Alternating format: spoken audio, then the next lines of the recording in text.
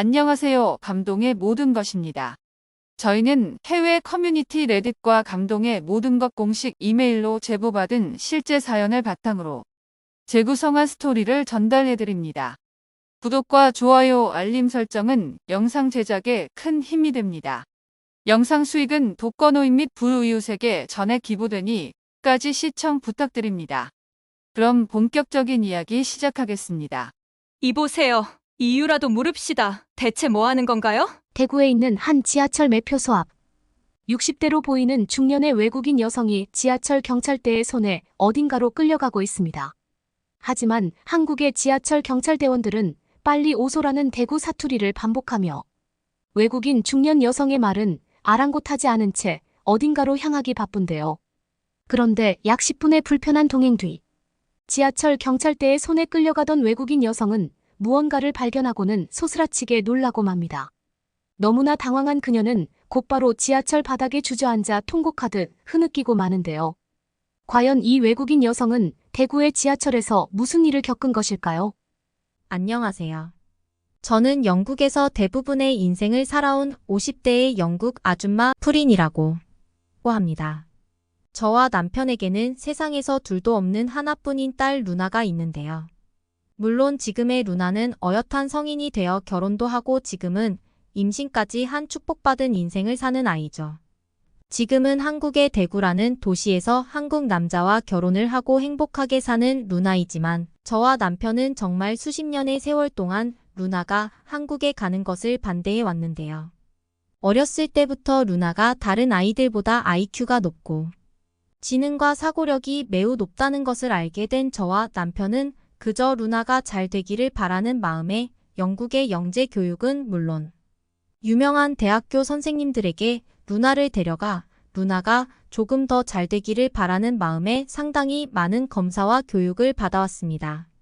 지금에서야 그렇게 루나를 억압하고 자유롭게 성장하게 놔두지 못했다는 것에 후회를 하고 있지만 그때 당시에는 주변 사람들은 물론 영국의 몇몇 뇌과학 교수들까지 루나는 다른 아이들과 너무 달라서 앞으로 루나의 재능을 잘 살려주는 것이 부모로서의 올바른 교육이라는 계속된 조언을 받아왔기 때문에 저와 남편은 계속해서 루나가 놀기 좋아하는 평범한 어린아이라는 것은 전혀 생각하지 못한 채 강압된 교육을 진행하고 말았죠. 그때 당시 루나는 그저 10살밖에 되지 않은 나이였으나 평범한 영국의 기초학교에서는 루나와 같은 지식 수준이 높은 아이는 해당 학교에서 일반적인 아이들과 같이 수업을 받을 수 없다고 거부당하고 말았고 저와 남편은 어쩔 수 없이 루나와 집에서 홈스쿨링을 하며 교육을 하고 있었어요. 하지만 그때 당시 어린 나이에 불과했던 루나는 영재 교육을 받거나 무언가 공부를 하는 것에 흥미를 느끼는 것이 아닌 그 어린 나이에도 한국이라는 나라와 한국어에 참 관심이 많았습니다. 한국어 공부를 할 때에는 잠도 자지 않은 채 10시간이 넘는 시간을 웃으면서 한국어 공부에 매달렸던 루나는 저는 보기만 해도 도저히 알 수 없는 문장이나 단어들을 저에게 직접 가르쳐주면서 한국어는 참 대단하다는 말을 하루에 수도 없이 반복했죠.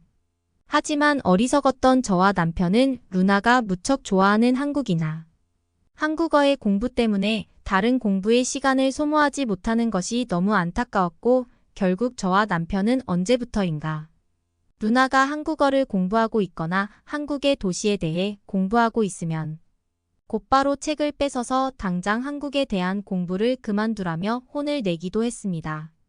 결국 자신이 좋아하는 한국의 도시와 한국어 공부를 하지 못하게 하니 루나는 점점 로봇처럼 감정의 상태를 이어만 갖고 자신의 감정도 제대로 표현하지 않은 채 그저 묵묵히 하루에 해야만 하는 영재 교육에 대부분 시간을 소비할 뿐이었습니다.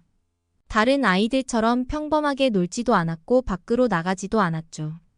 처음에는 그저 루나가 잘 되기를 바라는 마음에 시작했던 영재 교육이었지만 점점 폐쇄적이고 독립적으로 변하는 루나의 모습을 보면서 저와 남편은 무언가 잘못되었다는 것을 깨닫기 시작했습니다.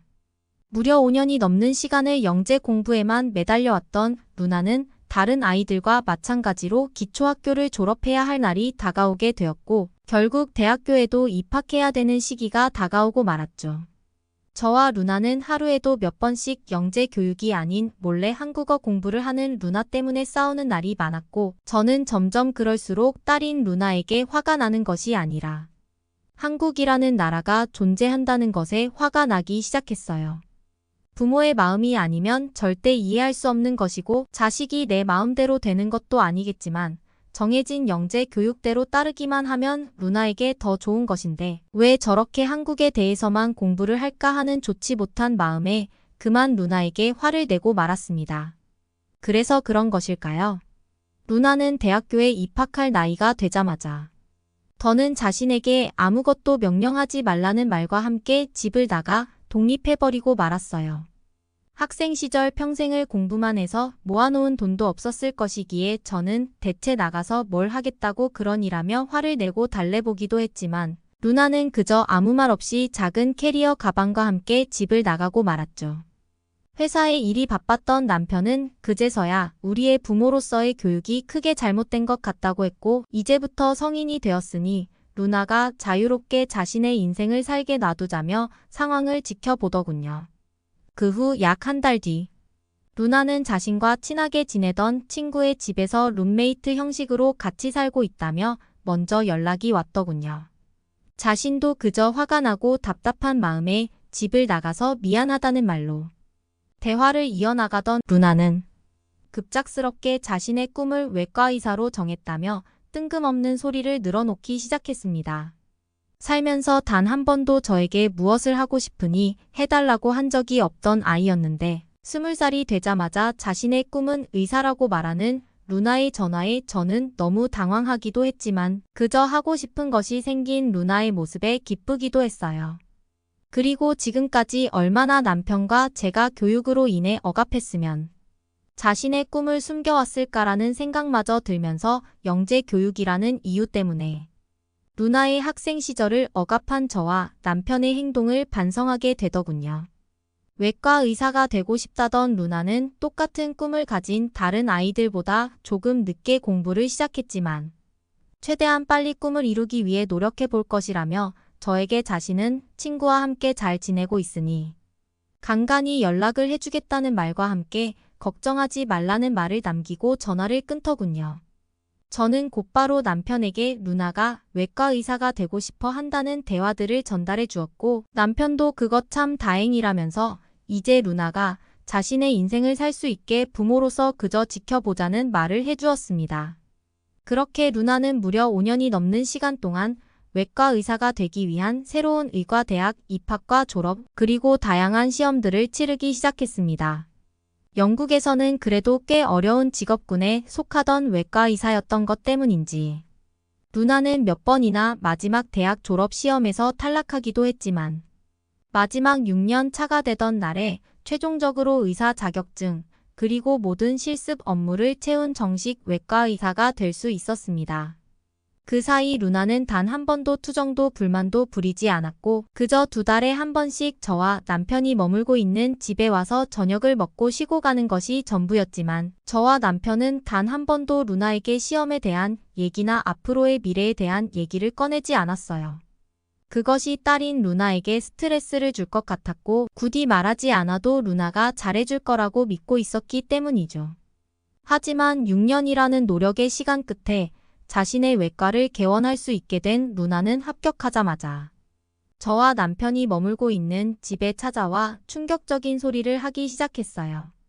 이제 막 힘들게 외과의사 자격증을 취득한 루비는 갑자기 자신이 2년 전부터 만나오던 한국인 외과의사 남자친구가 있는데 한 달 뒤에 한국으로 넘어가서 그 사람과 결혼을 하고 싶다는 충격적인 말을 이어나갔습니다. 지금까지 단 한 번도 루나에게 남자친구가 있다는 낌새도 알아차리지 못했고 심지어 그 사람이 한국인이라는 소리에 저는 알 수 없는 화가 나기 시작하더군요. 한국이라는 나라에 대해 잘 알지 못했지만 저는 그저 루나가 어렸을 때부터 왜 그렇게 한국에만 빠져서 사는지 이해를 하지 못했고 결국 그날 화가 폭발해서 하지 말아야 될 소리까지 하고 말았습니다. 결혼하고 싶다는 루나의 통보식 발언에 저는 그렇게 마음대로 할 거면 지금 당장 한국으로 떠나라며 고함을 치고 말았고 루나 또한 저의 화난 모습에 놀랐는지 그저 알겠다는 말과 함께 집을 나가버리고 말았죠. 남편이 저와 루나의 말다툼을 말리기도 했지만 저는 한국에만 빠져 사는 것은 물론 이제는 한국인 남자친구까지 만나서 결혼하겠다는 딸의 말에 화가 좀처럼 가라앉질 않았습니다. 그리고 저와 남편은 그날 이후 20년 동안 루나를 단 한 번도 만나지 못했어요. 중간중간 루나에게 전화를 걸어보기도 했지만 전화번호를 바꾼 탓인지 대화는 전혀 할 수 없었고 그날 이후 진짜로 한국으로 가버린 것인지 루나와 친하게 지내던 친구들조차도 루나의 소식은 전혀 듣지 못했다면서 오히려 저보고 루나가 어디 있는지 아냐며 물어봤기 때문이죠. 처음에는 루나의 이러한 행동들에 화가 나기도 했지만 조금 차분히 생각을 해보니 그저 자신이 좋아하는 사람이 한국인일 수도 있고 한국인이 좋아서 그런 것일 수도 있는데 왜 그렇게 그날 쌓아왔던 화를 냈을까라며 자기 반성의 생각을 해보기도 했지만 이미 루나는 저와 남편의 곁을 떠난 지 수년의 시간이 흐른 뒤였습니다. 남편 또한 처음에는 어디에 있는지도 모를 딸의 소식에 눈물을 흘리기도 했지만 루나가 어렸던 시절 부모의 욕심 때문에 다른 평범한 아이들처럼 놀지 못하게 공부만 시켰던 기억이 떠오른다며 지금의 벌을 받아 마땅하다는 말을 하고는 눈물을 흘릴 뿐이었죠. 하나밖에 없는 딸이었기에 저희 부부에게 더 소중했지만 시간은 점점 흘러서 저와 남편도 그러한 생활에 익숙해져만 가고 있었습니다. 그렇게 무려 20년이라는 세월이 흐른 어느 날 루나의 이름으로 하나의 우편이 집에 도착해 있더군요. 그리고 우편을 펼쳐본 저는 놀랄 수밖에 없었습니다.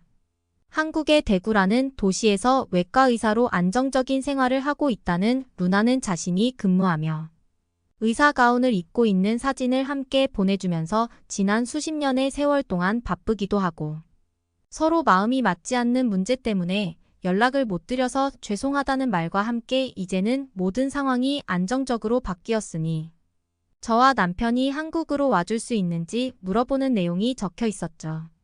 루나 또한 지난 수년의 세월 동안 바쁘기도 하고 화가 나는 마음에 가족에게 연락을 하지 않았던 것이었고 저와 남편도 그러한 마음을 충분히 이해하게 되었습니다. 그러면 다음 사연으로 넘어가도록 하겠습니다.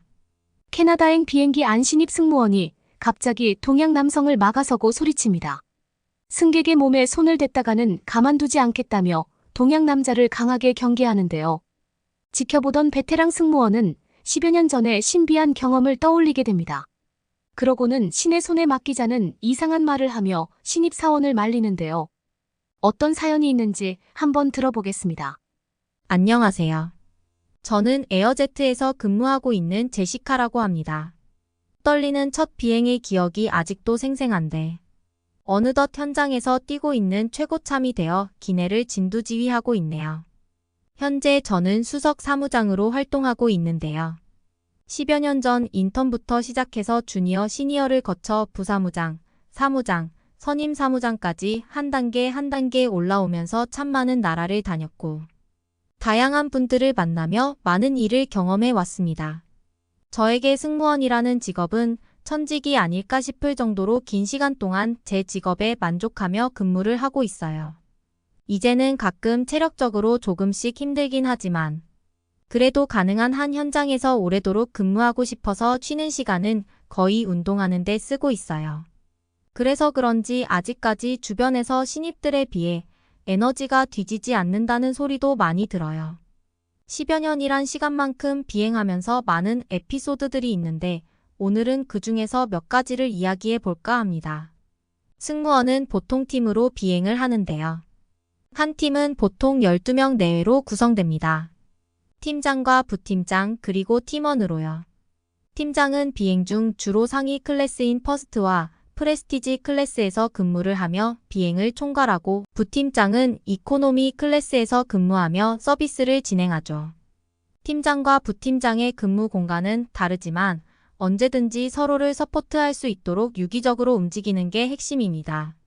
보통은 수석 사무장이 팀장을 맡고 그 이하 직급이 부팀장을 맡고 있어요.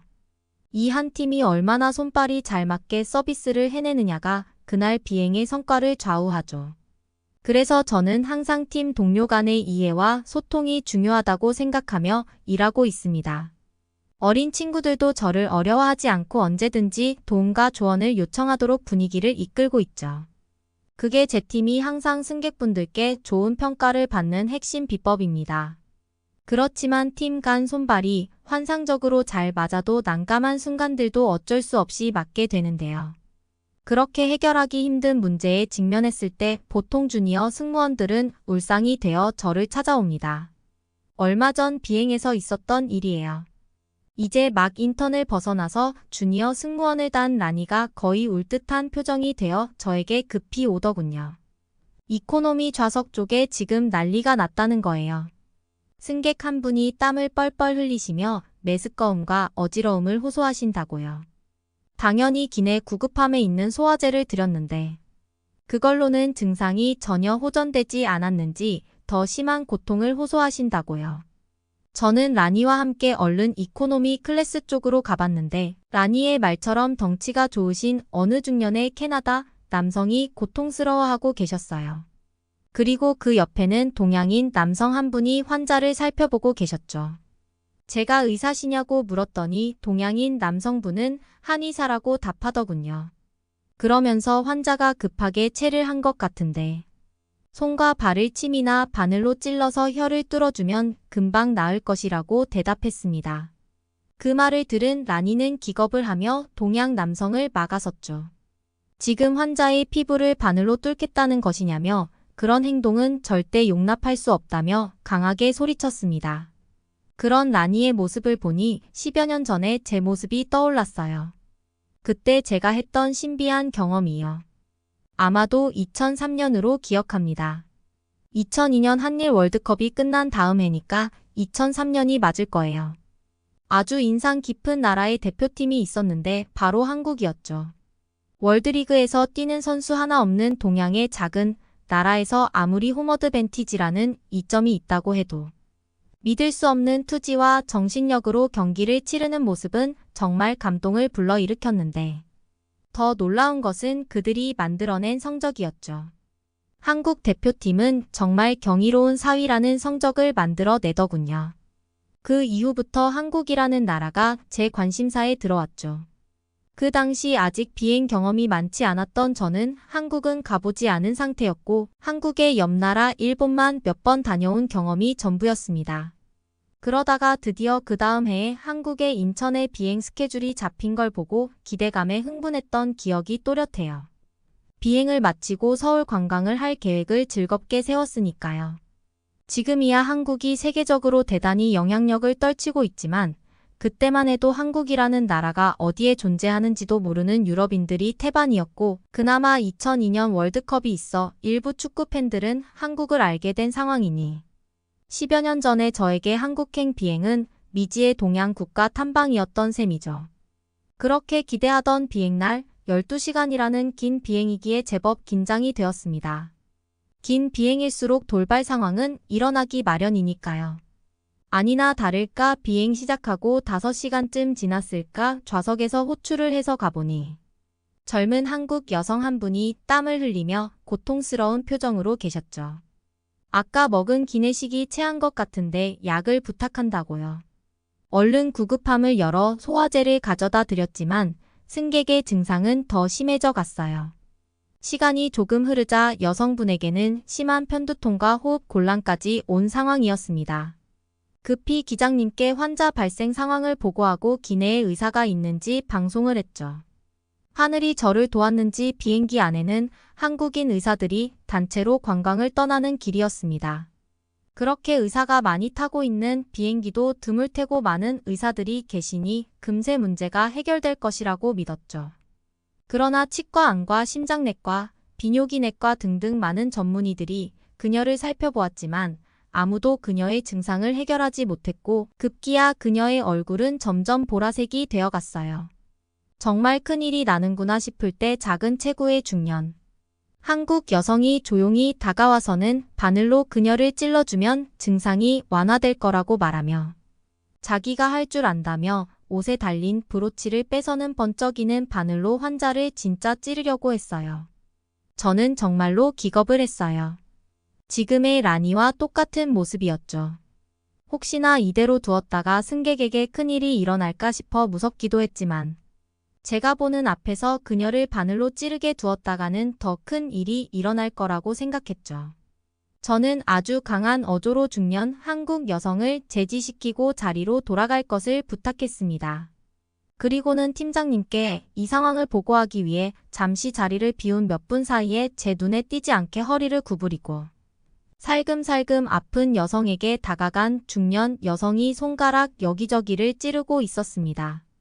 검은 피가 흐르는 젊은 여성의 손과 중년 여성의 손에 들린 바늘이 너무 무시무시해서 저절로 큰 소리를 질렀는데 정말로 신기하게도 얼마 지나지 않아 젊은 여성의 얼굴색이 돌아오고 있었습니다.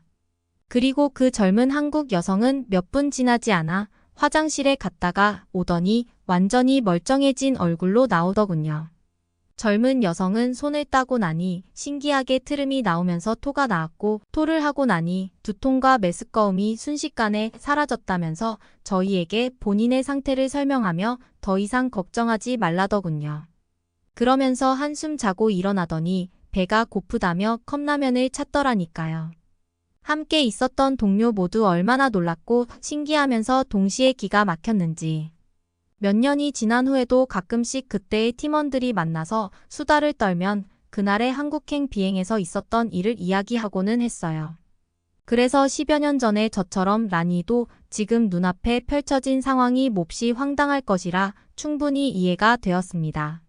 예전에 기적 같은 모습을 보지 못했다면 저 또한 아직까지 저 한국인 한의사의 말을 믿지도 이해하지도 못했을 것이니까요.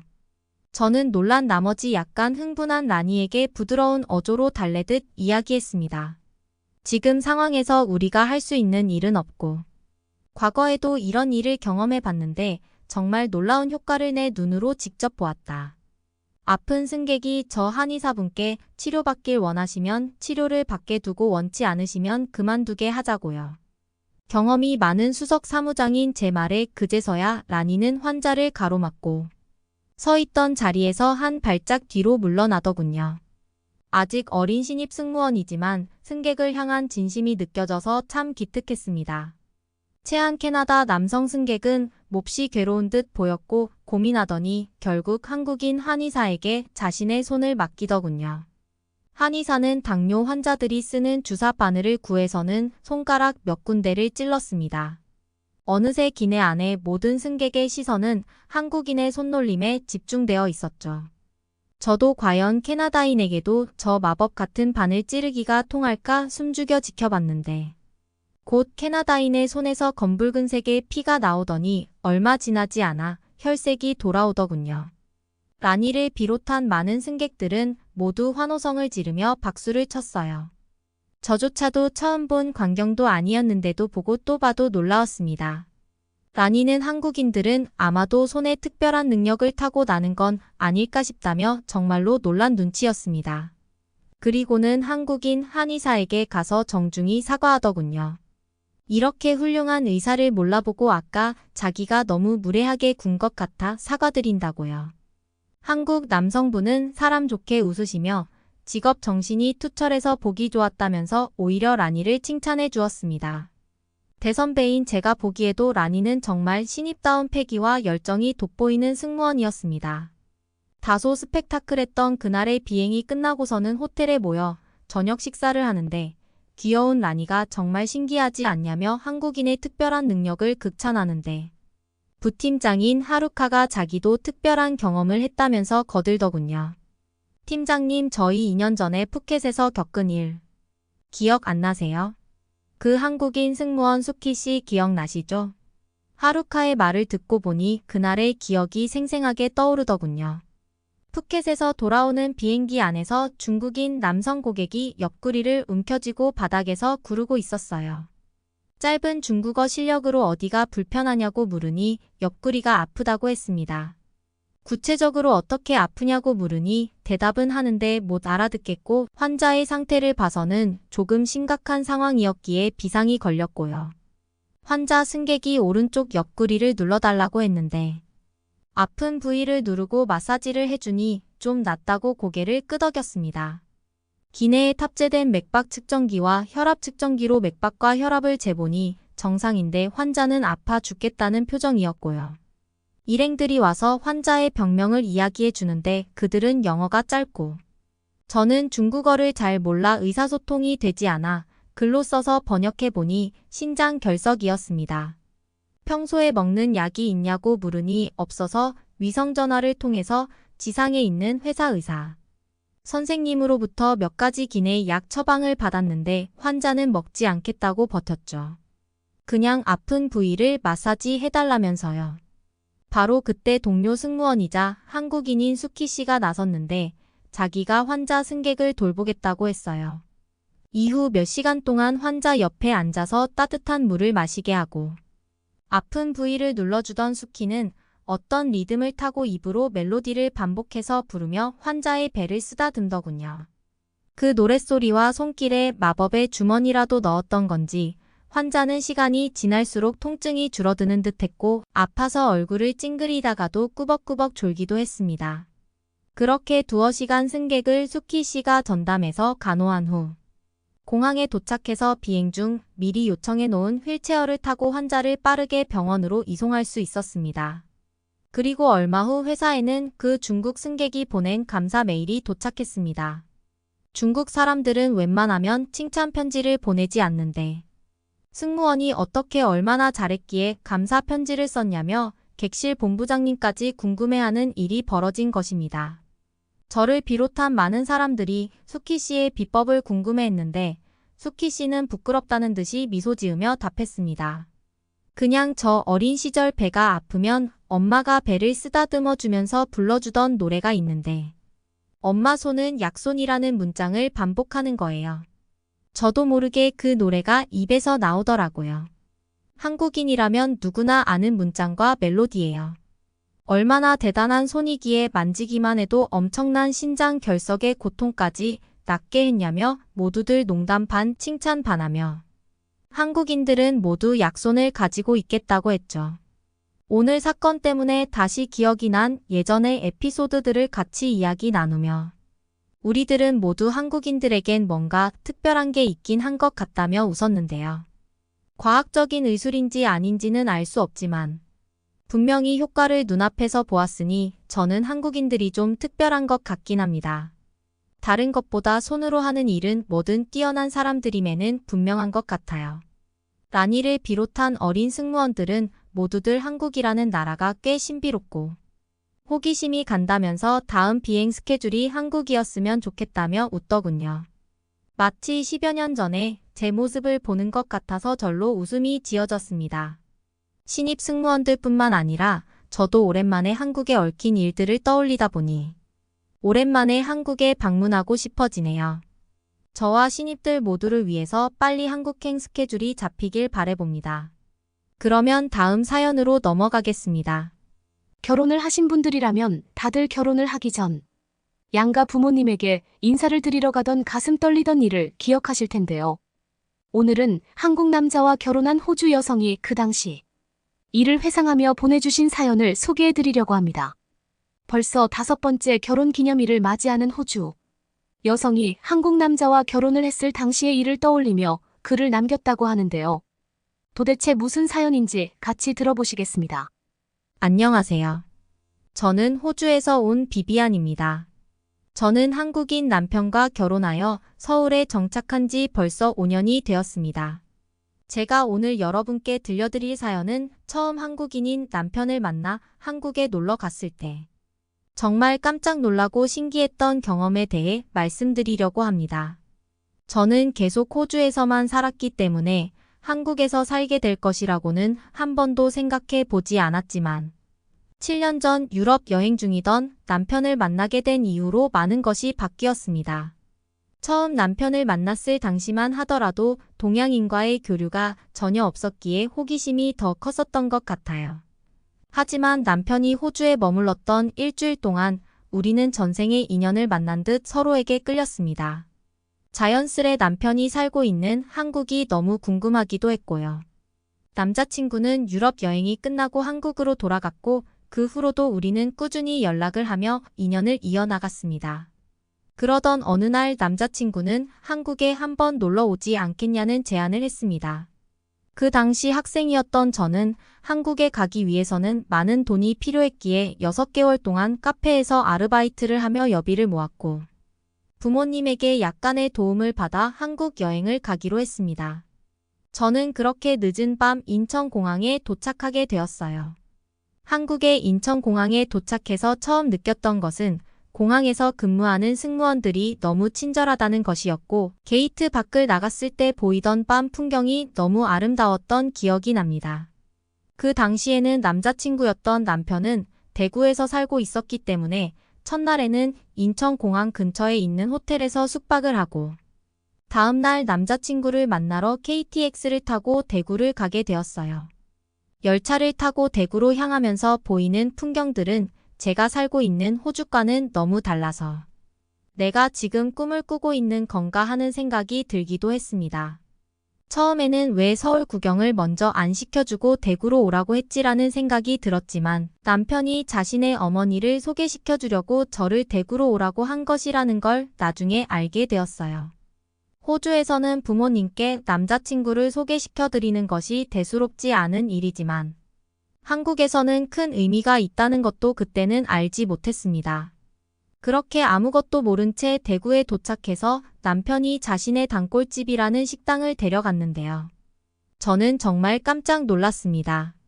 단지 한 끼 식사를 하러 갔을 뿐인데 수많은 반찬들과 음식이 나오는 걸 보며 저는 남자친구에게 왜 이렇게 음식을 많이 시킨 거야? 음식 남으면 아깝잖아 라고 말했습니다.